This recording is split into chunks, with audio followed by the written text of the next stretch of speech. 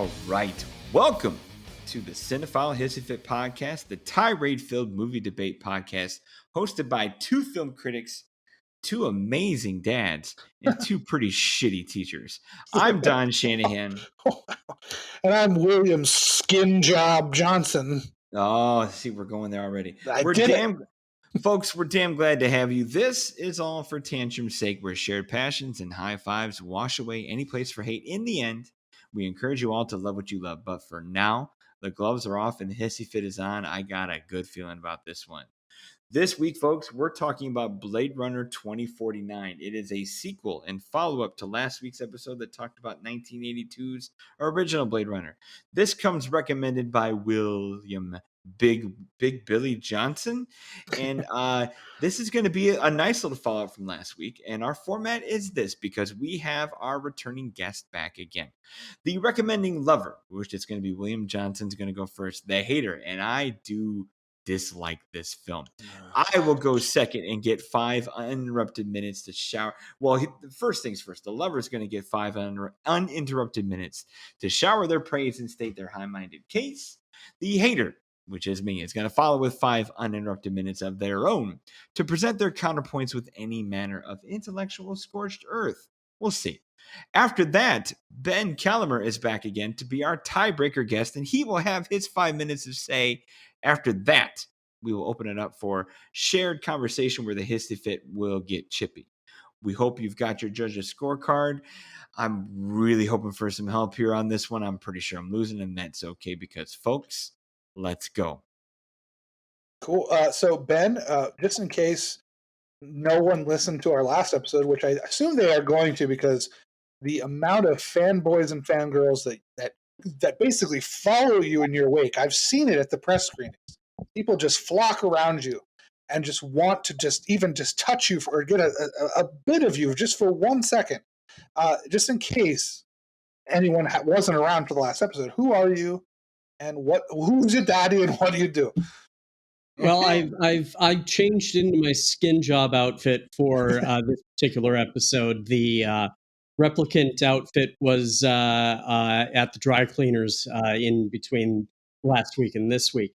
I'm Ben Cahlamer. I'm a film critic based in the infernal heat that is Phoenix, Arizona. Mm-hmm. I am a member of the Phoenix Critics Circle. I have written for the Phoenix Film Festival.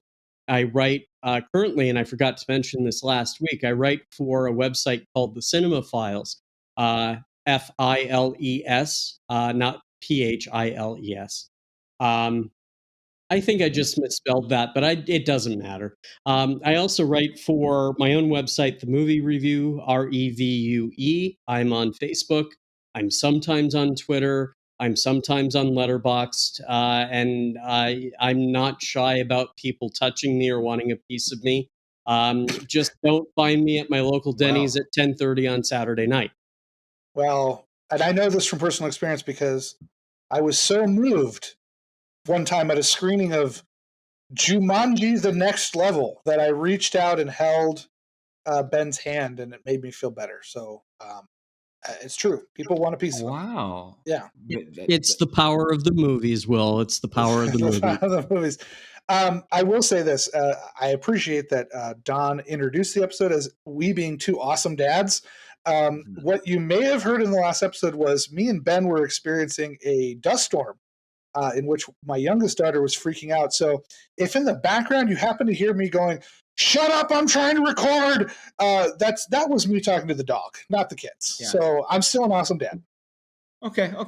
I felt like that was the time to put shitty dad on there. I put shitty teacher. I put shitty teacher. Okay, all is right in the world. Okay, good. Oh my God. No. Here we go. So, gentlemen, we are here to talk about Blade Runner 2049. I am not the lover, so Will Johnson, 5 minutes, open us up. All right. So, Blade Runner 2049, which came out in 2017, is a sequel to Blade Runner 1982, which takes place in 2019. Perfectly not confusing, as my hero Ant-Man would say. Yes, Blade Runner 2049 is, to me, a sequel I was very much looking forward to. But I won't lie. I was kind of thinking, okay, it's going to be, we talk about context, and I talked about context in the last episode about how Blade Runner was coming out at the height, at the beginning of the science fiction revolution in film.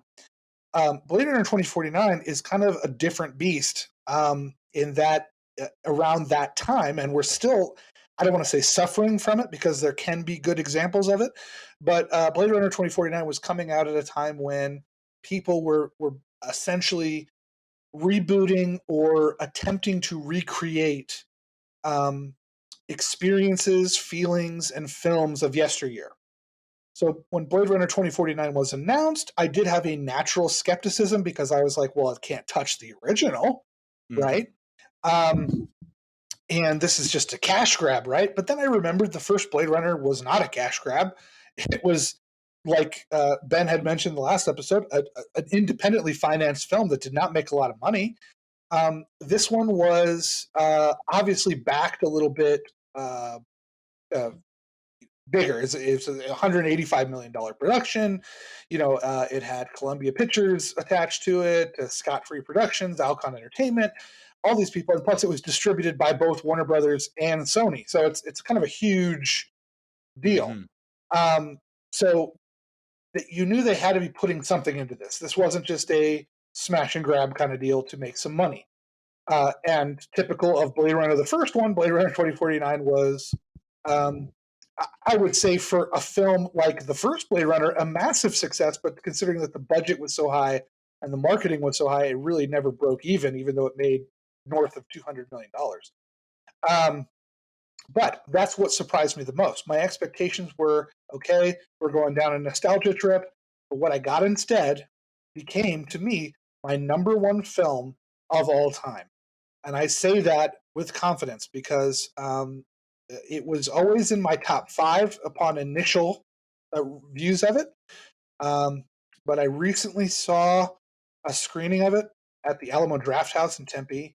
And I don't know if it was that facility's amazing technical presentation or if I just was in a different frame of mind, but it moved up to the number one spot for me because it hit me on every single level. Anything that Blade Runner did, this one to me did better. And that is from a visual perspective, it hit me. From a sound design perspective, it hit me. But also on the, what I talked about last time, the philosophical level. Just like the technology in this film is improved from as if technology never existed. It's hard to explain, but basically what existed in 2019, they advanced the technology from that point onwards. So there's nobody with cell phones or any of this crazy stuff. It was a natural progression as if technology never changed in 1982 or what 1982's version of 2019 is. It naturally developed. And the same thing goes for the plot. Now replicants can live a full life. Now replicants aren't born, they weren't born in the first place, but this addresses the concept of what being born is about.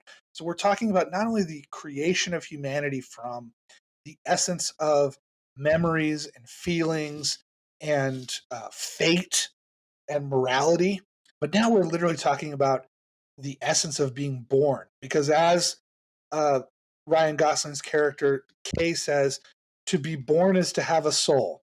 And Robin Wright's character says, you've been doing fine without one, of which we feel our first emotional tightening, where we go, oh man, but he has a soul.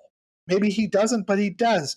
To me, this film amplifies all the themes of the original Blade Runner, maximizes them out, makes them better, makes them grow, makes them tighter, makes them more profound.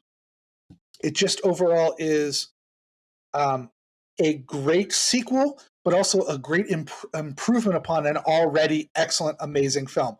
Both films are in my top 10 all time, but Blade Runner 2049 is, without a doubt, my favorite film of all time. That's a tidy, good 5 minutes. Well done, well done, well done. So I can't go there, man. Will calls this movie, and we were having this conversation on social media before we got to this episode. I mean, you know me, and on the masterpiece word, I just don't go there. and he calls this a masterpiece. I cannot.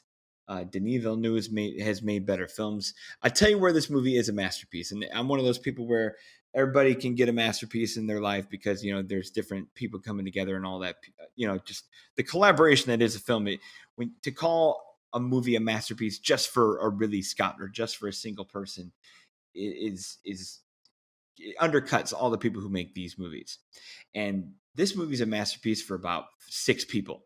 One of them is Roger Deakins with amazing Oscar-winning and completely deserved cinematography. Awesome stuff. Amazing. This movie is a masterpiece for production designer Dennis Gassner and his set decorator Alessandro Corzola.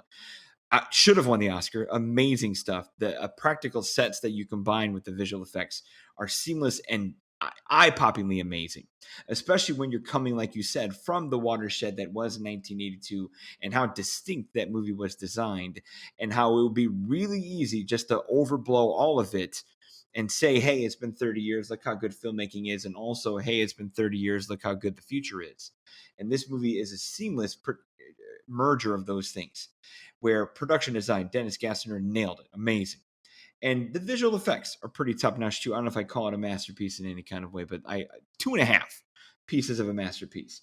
But this movie, compared to the first, I cannot say it matches. I can say it matches and is worthy of being a follow-up to 82.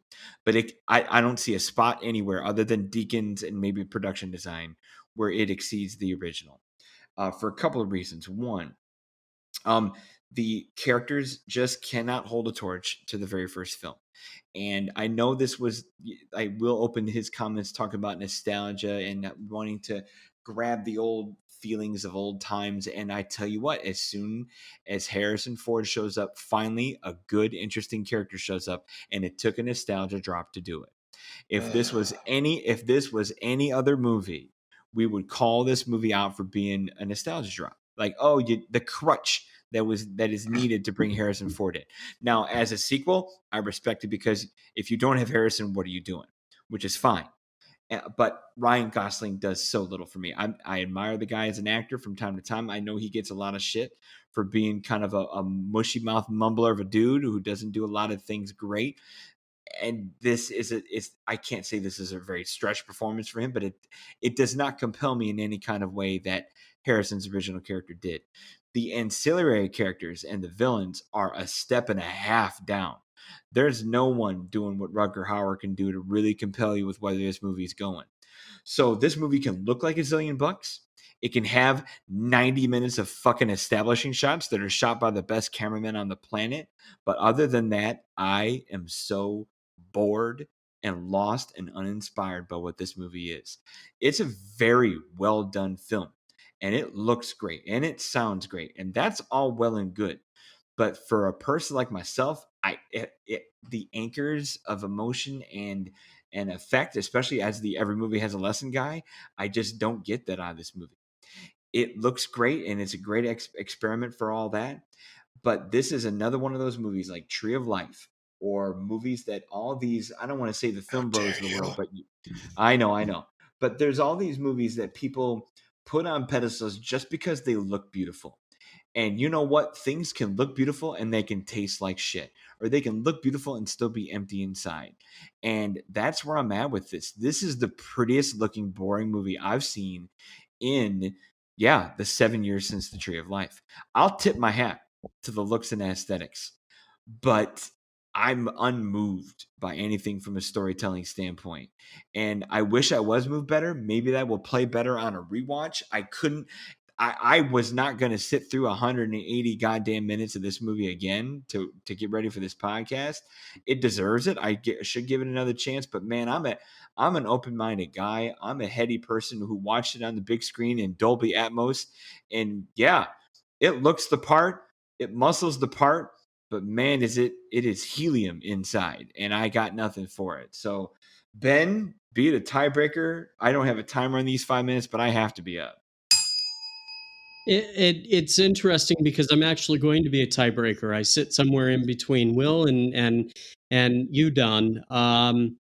This was actually the first movie that I officially reviewed when I became a member of the press here in Phoenix. So it was interesting to actually sit on my own and watch the film. And, you know, I got the feeling of nostalgia. I think the film ran out of gas probably about 45 minutes before it actually ended. I don't think the characters are as strong. I do think the story is has its strengths because it's actually telling a story. Whereas the first film, I think, used the characters to tell the story, and that didn't make much sense. But essentially, 2049, the story is talking about the characters instead of the characters actually leading the story. Did that make sense? A little. I'm with you. Sure. Okay. And so I agree with you, Don. It's a beautiful movie. I think it waxes philosophical. I think its biggest problem is that Denis Villeneuve created too big of a canvas with which to fill and populate characters and the story. And so as a result, where Blade Runner is cozy in terms of its storytelling. You are only in a couple of sets or a couple of areas of Los Angeles. The rain hinders you. Here, it's big, wide open vistas, and we aren't just focused on one area. And I think the movie is probably too big for its britches. One of the most interesting things that I got out of both my viewings, like I said in last week's episode, I haven't seen 2049 since I saw it at that screening. One of the interesting things that I took away from the movie is that my interpretation is that Kay was Roy Batty in this film. Mm. He had to be the fall guy. But they did a combination with Kay of both Roy Batty and Deckard in that Deckard was trying to protect Rachel and in Blade Runner, and here he's trying to connect Deckard with his daughter. And I guess that's a spoiler alert if people haven't seen the movie. Sorry about that. It's you know, I got a Peter and the Wolf vibe. Yeah, I know that's probably direct from the film because that's the theme every time Kay calls up Joy. A Wallace tone like the Apple iPhone uh, theme. If you don't add any music to your ringer or whatnot. But I think it's more than that. The interesting thing that I like about Blade Runner 2049 is that each of the characters are instruments in the movie, similar to what Peter and the Wolf is. And I think one of the most disappointing things is that, um, oh gosh, Wallace, I can't remember the actor. People either like him or hate him. But Wallace isn't in the movie very much. And so thank you. Yeah. I thought costume design was very, very strong, but it was very, very stark. We went through the open vistas and the environment that Villeneuve creates. But I thought, aside from the camera work and the set design, the costumes were just so very striking. It makes me chuckle that Harrison Ford is in a t-shirt and I think slacks or jeans or cargo pants, something like that. Deckard is very relaxed, and uh, I think I'm rambling at this point, but I'm not as much of a fan of the film as Will is. I don't necessarily dislike it um, as Don does, simply because of the fact that I think the aesthetic that Villeneuve created is so interesting to watch. I have a Dolby Atmos set up here at home with a 4K TV, and I have to tell you that I was drawn in to this film for different reasons than I was drawn into Blade Runner, because it's such a beautiful movie. I don't think it's Villeneuve's best film, and frankly, I guess I'd go on record as saying I'm a bit concerned about what he's going to do with Dune, which we get later on this year. Likewise. But Villeneuve's aesthetics that he's created for other films are present here, and I appreciate the film. Okay. Cool. So this is what it's like to be betrayed in real time. I understand. You're damn right. All right, Will, you gotta try to save this film for us. Help us out here. It's tough, man, because and if you tell me how pretty it looks, I'll tip my hat, and then I'll be like, okay, but what? Because I've had very, very beautiful desserts that taste empty. See, that's the thing is I saw, just as the visuals were not an improvement, but a natural buildup from 1982. Totally. I think the story is too. I've seen this film 5 times. I watched it like 2 weeks ago. On a big screen again. I adore it. So I may be a little biased, but to me it feels like just a natural extension of Blade Runner's themes, because in the first one you've got the villains, if you want to call them that, fighting to be human in the short lifespan that they have. That's obviously not a problem for replicants anymore, because they live forever, but seemingly forever. And for me, now you take away the most compelling thing about that. But that's the difference, though, is that, like, for instance, you have the amazing Dave Bautista. Thank you. Great actor. I don't care what anybody says. Fantastic actor. He shows up in the beginning, and he has the same thing Roy does, because Roy Batty does, in that, he has a longer lifespan, but he is hunted. He does have a limit. He witnesses what they call a miracle, and his job is his meaning in life is to make sure that miracle passes on to the next generations. So when you see him die, even though you just met him, there's so much coming out of that performance that you're just like, man, I really like that guy. Like, it sucks that he's dead. Like, he has an effect on you. I feel like every character in this movie has that kind of effect. I mean, you get to some of the weird choices that they make, and I say weird as a point of respect. You have Robin Wright's character, who has a great speech about how there is this invisible wall that exists between what we think of ourselves as human and what we see as something else, the other. And when you tell someone that wall doesn't exist anymore, that's when the war starts. She's got this job she has to do, but then she has these moments where, like, for instance, she goes over to Kay's house once and kind of gives him, like, hey, you're a replicant. I'm a human. You're kind of sexy. What would happen if I stayed here and drank all this drink? There's just little character moments like that I really enjoyed. They do that throughout the whole thing. Those are just 2 tiny examples, but what I'm saying is there's a lot of, I'm just using those examples to show that there's a lot more in the meat of this than a simple archetype or a this isn't like a basic character type. There's a lot of stuff going on, and I think even Harrison Ford, personally, I think this is one of his best performances as an actor. I can agree with that. Because he's very vulnerable.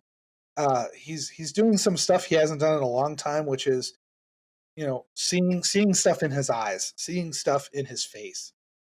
That's not just grumpy. He's actually emoting things.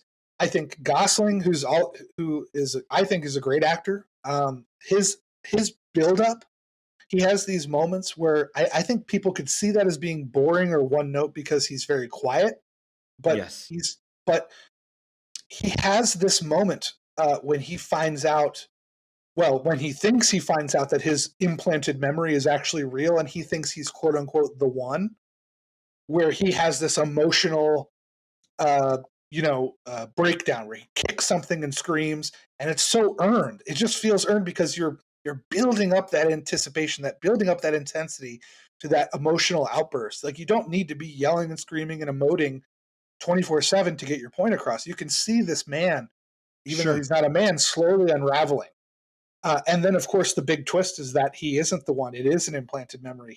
The story is not about him. That's another reason why I love this story, because you have what you think is the hero of your story, and in the end, he's disposable. And I think that's a fantastic twist. But I'm going to end up ranting on and on in different perspectives. But trying to put what I love about this film, the reason why I bring up those small little examples, the reason why I bring up the big examples of the script, the reason, the things I talk about with everything transitioning, the good performances, is because it all just kind of flows into my head and makes me think how wonderful this film is. And I'm shocked people were bored. I can see like a dude bro being bored. That guy who's like, oh, dude, no, bro, there's like no like explosions and stuff. I can see somebody like that being bored, but like, yeah, for me, like I've never bored. I wanted more. Like, I was like, please don't end. Like when I first saw it, I wanted this to go on and on. I was so enraptured with the experience, and it was more than just visuals; it was characters as well. Something about the scene in particular where Kay says, I've never killed anything that's been born before. And she says, why is that a big deal? And he says, because to be born is to have a soul. And she says, well, you've been doing fine without one. To me, that just hits me right in the gut, because it's like, yeah, but this guy kind of has a soul, doesn't he? You know what I mean? Like, this is what the replicants are arguing about all this time. They deserve to live because they have souls. It just hits me in a nice place. Sure. No, every movie has a lesson guy, when you can do the whole, what makes us human? When do we start being human? How do you define humanity and the human condition? What comprises a soul?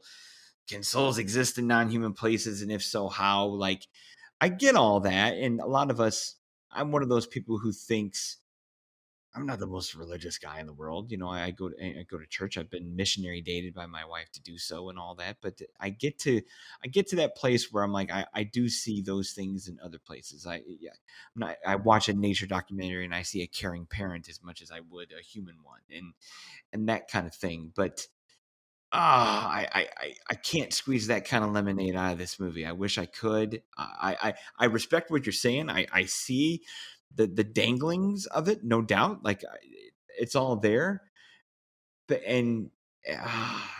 it's a frustrating film because the art. Oh my goodness, the art and the effort is entirely there, but it's. I like your term, Ben. Too big for his britches. It's what was tight and slim, and I know implications. And by the time you come to a sequel, and 30 years past that, and the implications of what transpired before has to reverberate in some way since, and it does, and I get that, but I can't. I don't know. I hear you, Will, but you're not selling me, Ben. Have you got any wrinkles there?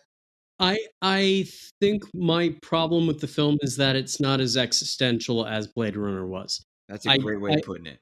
I agree with Will that the characters are very strongly defined. I was engaged throughout the movie, even though I think it ran out of gas at a certain point.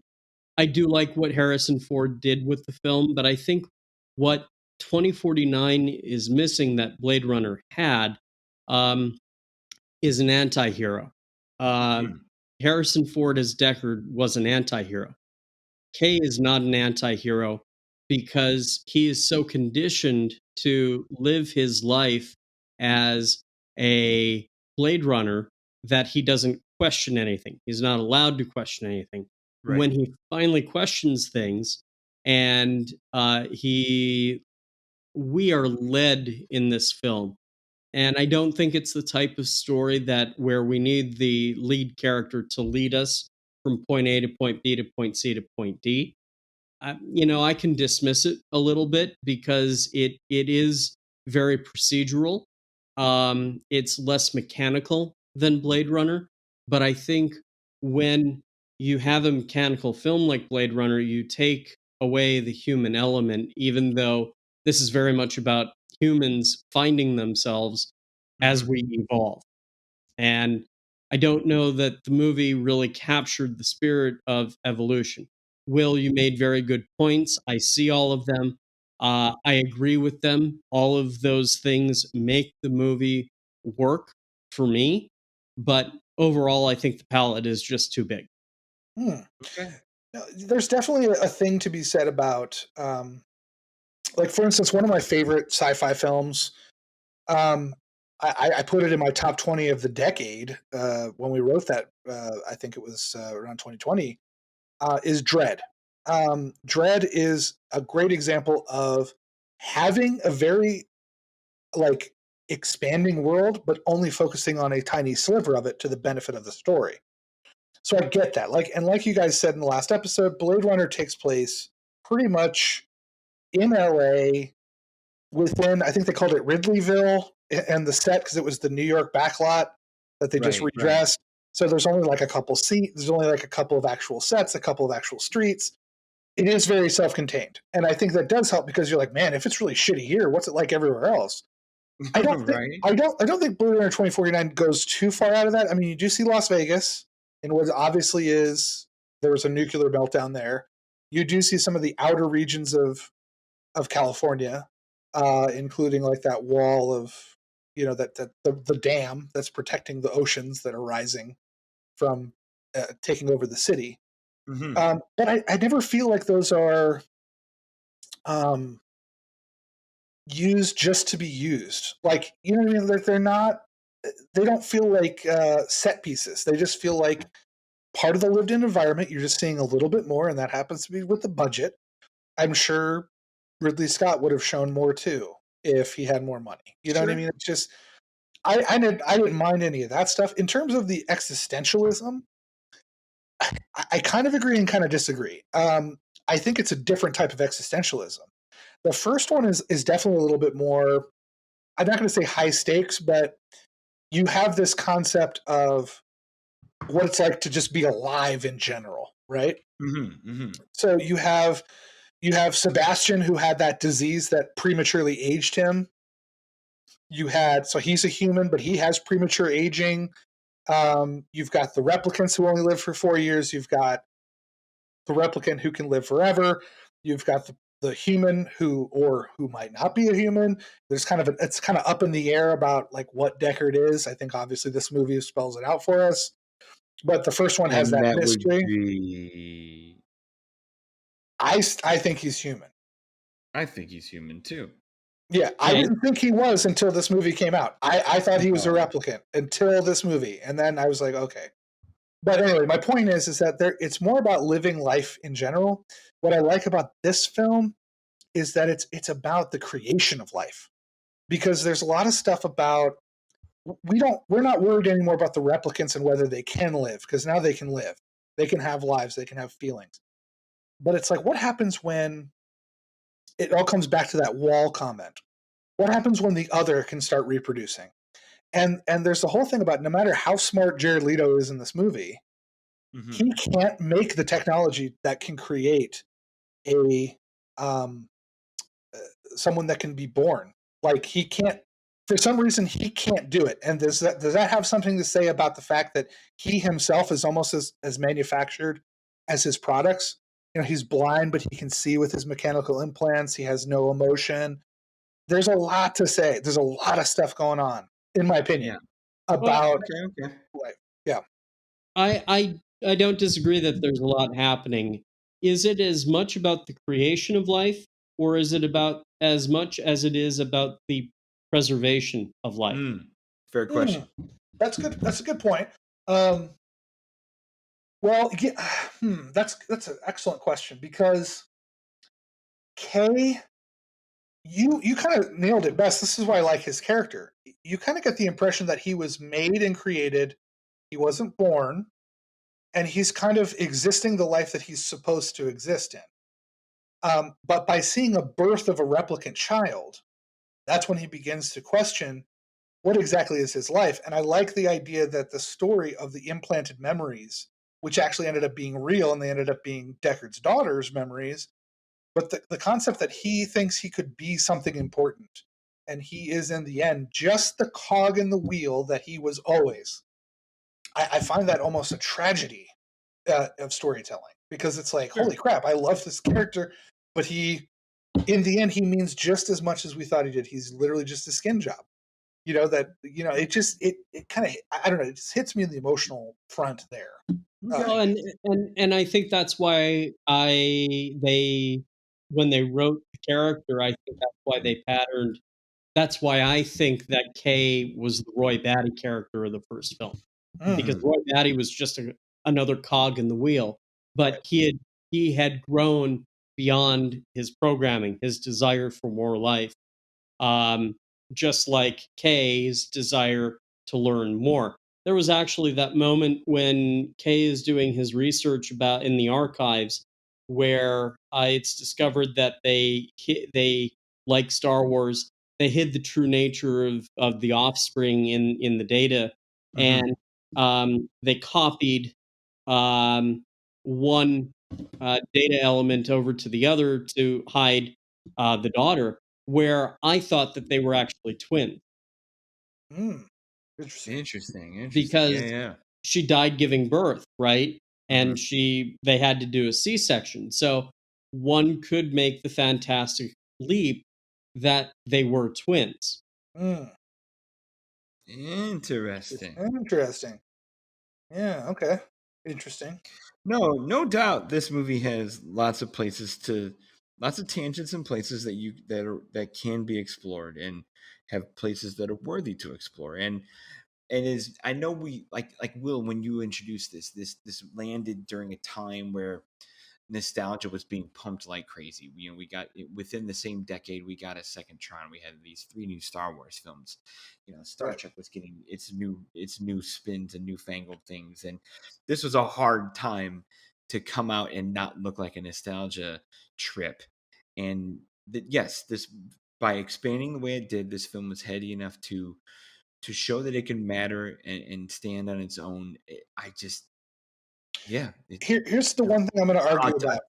I'll tip my hat, because it's, and honestly, when I saw it at the time, the visuals wowed me enough. I gave it 4 stars out of 5 review, but it's one of those movies where I don't want to say it's a pity for because of effort, but it feels like one of those, the auteur got me more than the viewer and the fandom, and like a true lover and relater to things. Like I didn't walk away with the heady stuff, and I wish I did. Here's one thing that I'm not really a big proponent of saying that like films have to be watched multiple times to be appreciated. To me, I think that notion too. I don't like it, because I think that if there's a good story, it should hold its first time. I'm going to back 2049. It enthralled me the first time I saw it. But I think with these Blade Runner films, and I think you obviously showed this in the last episode, you went into Blade Runner again last time with this expectation that it was going to kind of suck for you, and it ended up winning you over. I'm not saying that multiple viewings of Blade Runner 2049, especially if you think it's boring, are going to win you over. But I think there are some films that are exceptions to the rule that, like I said, every time I watch the original Blade Runner, we're talking 30, 40 years later, I still get something new out of it. 2049 is the same. I've seen it 5 times in 5 years. I usually watch it once a year. I find something new in it. I get something different out of it. And I think that may happen to both of you guys as well, because I don't think this is I have no doubt there.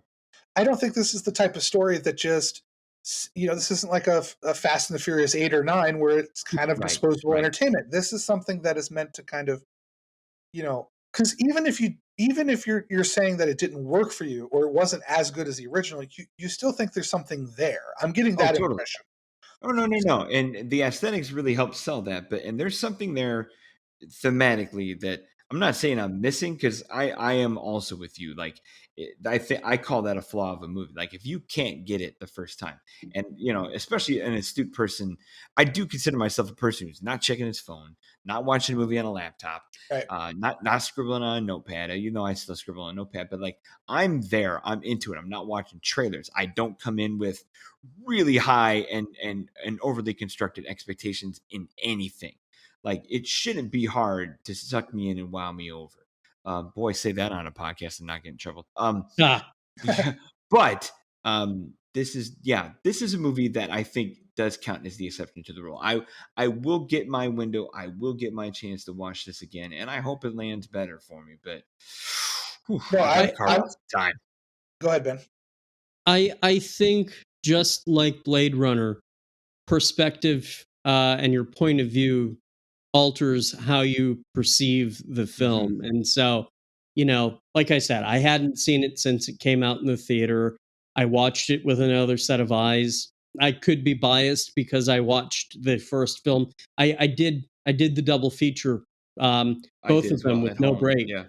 And so I don't think my reaction to the film has changed, but I think I've grown in the past couple of years. And so I still it's got its flaws, but I think these are two films where your state of mind, your level of knowledge, your acceptance of the human condition is going to alter how you interpret the film. And I think that's one of the greatest compliments that I can pay to both films for many different reasons.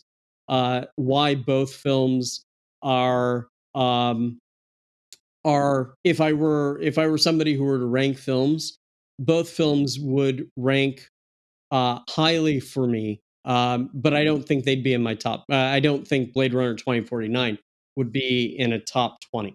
Yeah, same here. I mean, that's it. I tell you what, that's as good a place to end and kind of put some closing thoughts there, folks. So I'm good with my closure here. You guys, I'll leave the table to you here. Yeah, I mean, it's one of these things where it's not like the Marvel films where I take those very personally because there's Marvel has been such a part of my life since I was able to basically breathe for the first time. I mean, it's been part of my life. So I get a little defensive about the Marvel stuff. So I'm not going to be all upset that no one likes Blade Runner 2049 as much as I do. You guys are smart guys. You obviously see the value in it. You obviously see less of it than I do, and that's totally fine. The fact that we can even have a conversation about it in a respectful way makes me very happy because, like I said, this took a long time, but this moved into my number one spot as of the last 2 weeks. So, man, I respect you for your take on the film and your appreciation of it. I don't think it detracts from Villeneuve's oeuvre. I think he was the right director for the film. I do too. I think I keep going back to the canvas was too big, and I think it lost some of its steam. It's interesting because there was a lot of hype and anticipation for this film, and it died down in the box office probably 2-3 weeks after it was released, and you don't hear as many people talking about it as you do the original film. True. That's true. Well, let's see if time can do something with it here, fellas. In the meantime, our time is up. Yes. So, looks like, Ben, you kind of gave us all of your info at the beginning of the episode. So if anyone needs to rewind and figure out where Ben comes from, where he's at, you can find him. He lists it all in the beginning of the episode. For us here at Cinephile Hissy Fits, follow us on Twitter at Cinephile Fits and on Facebook at Cinephile Hissy Fits Podcast. Also find us both on Letterboxd, or find all three of us on Letterboxd. Maybe, just maybe, we will post a poll matching this episode for you listeners to weigh in on who you think made the most compelling argument to win the Cinephile Hissy Fit. I think we're 17 episodes in now, and we haven't done one yet, but maybe, just maybe, is why we put that in there. Thank you so much for your captive audience and social media participation. Cinephile Hissy Fits is a 25YL media podcast. It is brought to you by RuminationsRadioNetwork.com. Please visit, rate, review, and subscribe. If you enjoyed this show, we have more where that came from, with interesting hosts and more wonderful guests. And I have to thank Ben. Ben is our first guest. He's on 2 episodes, and he's fantastic. Please check out his stuff. He's one of the smartest guys out there for film. You will not be disappointed with whatever take he has. All available on iTunes, Spotify, and anywhere you find your favorite shows. Thank you for having me. I really appreciate it. Ben, you're welcome back anytime. Will, have a good one. Take care. All right, guys. See ya.